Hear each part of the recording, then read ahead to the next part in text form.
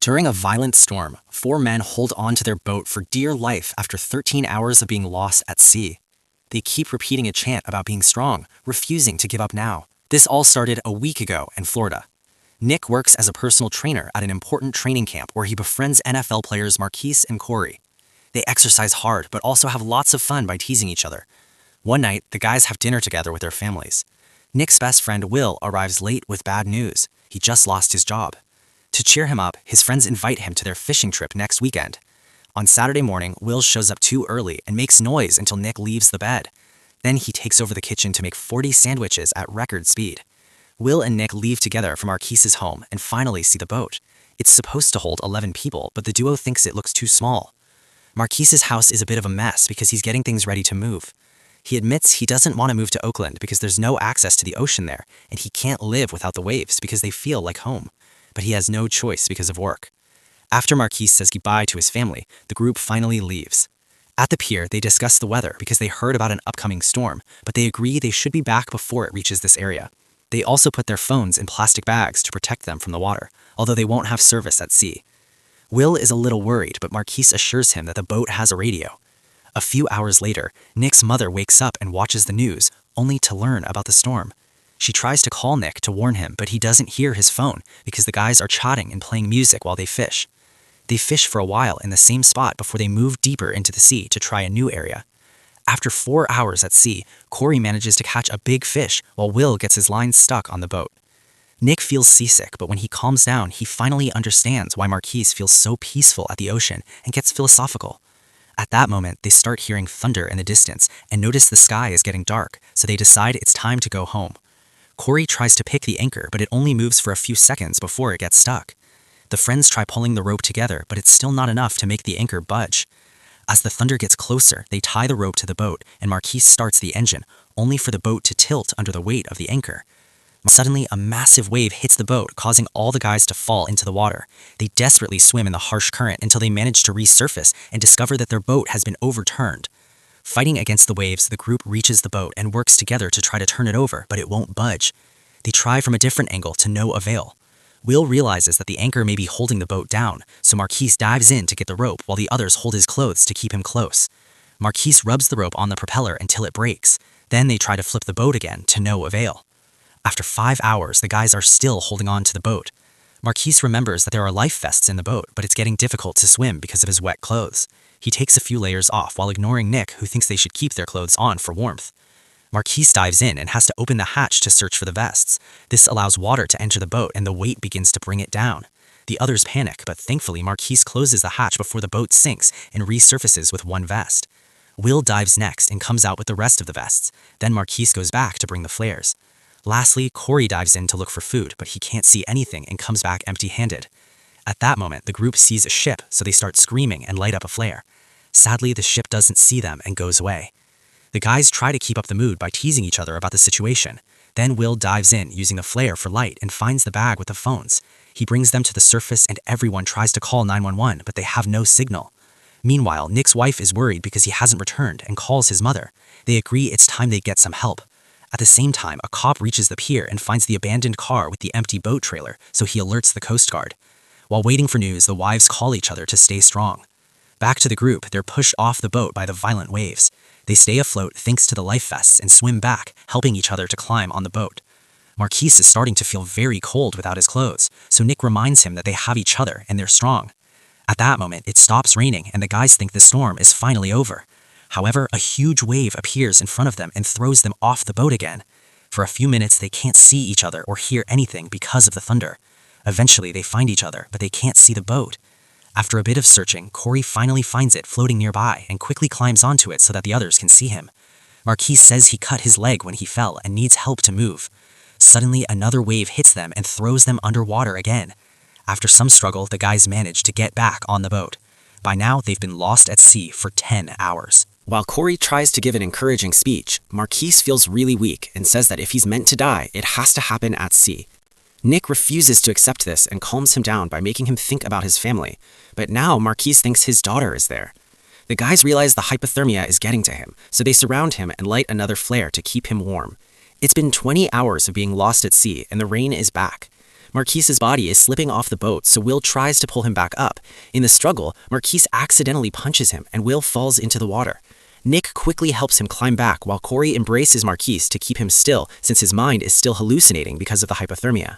Eventually, he ends up slipping off the boat and the others have to work together to bring him back up.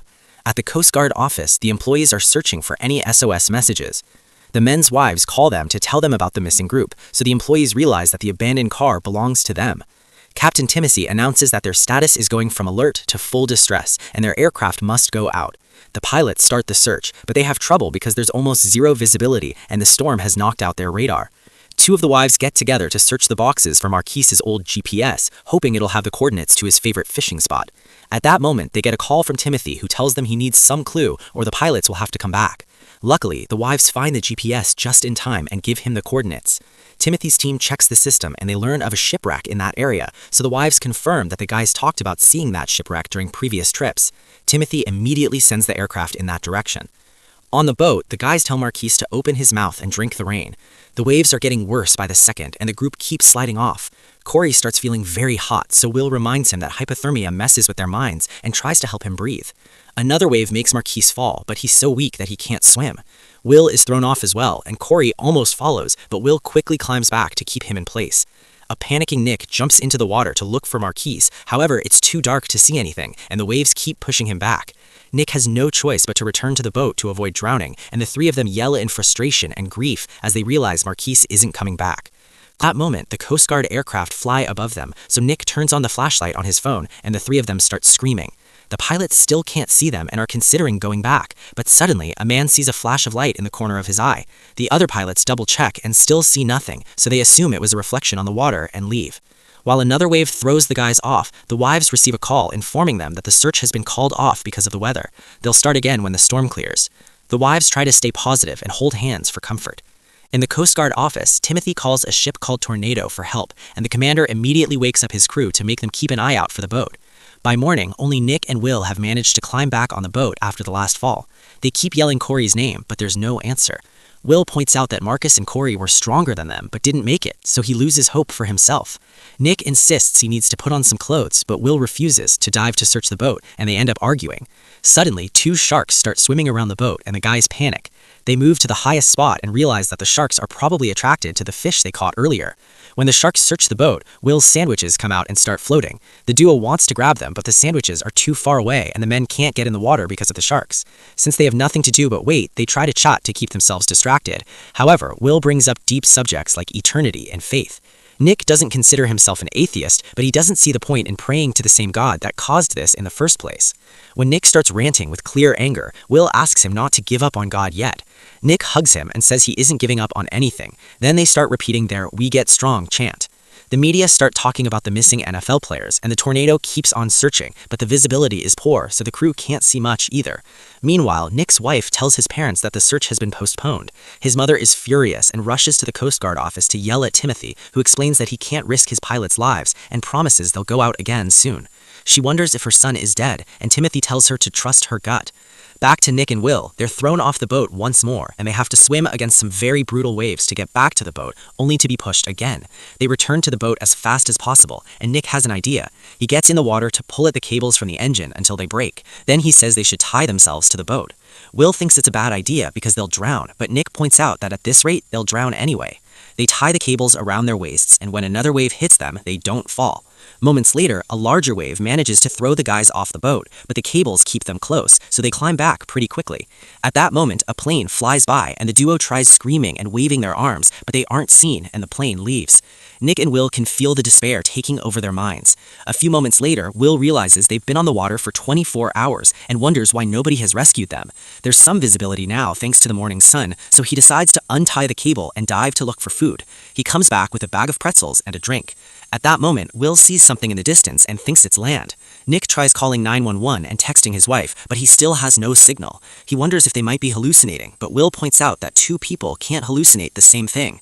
Since planes have flown by without seeing them, he thinks they should take the risk now.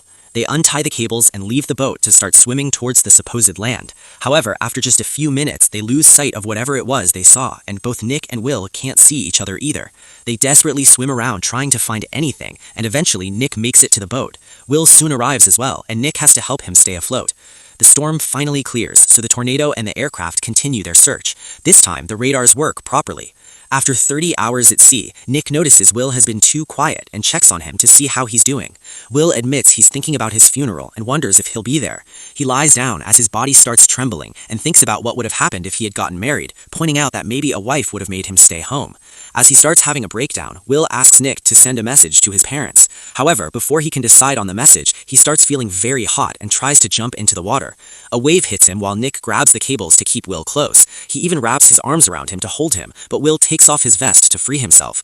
Another wave hits them and Will slides off the boat, so Nick keeps pulling at the cables to try and bring him back. Unfortunately, a third wave comes and pushes Will away, leaving Nick alone and yelling in despair. At the Coast Guard office, Timothy hears that both aircraft came back without results. He tells his team not to lose hope and work hard to find the victims. In the evening, the tornado crew gives up as well, although 2 men decide to stay outside a little longer. Nick's wife is losing hope and leaves a message on his voicemail, crying as she talks about their years together. Then she goes outside and lets Nick's mother comfort her. A few hours later, Nick hears a noise and sees the tornado in the distance, but they don't see him.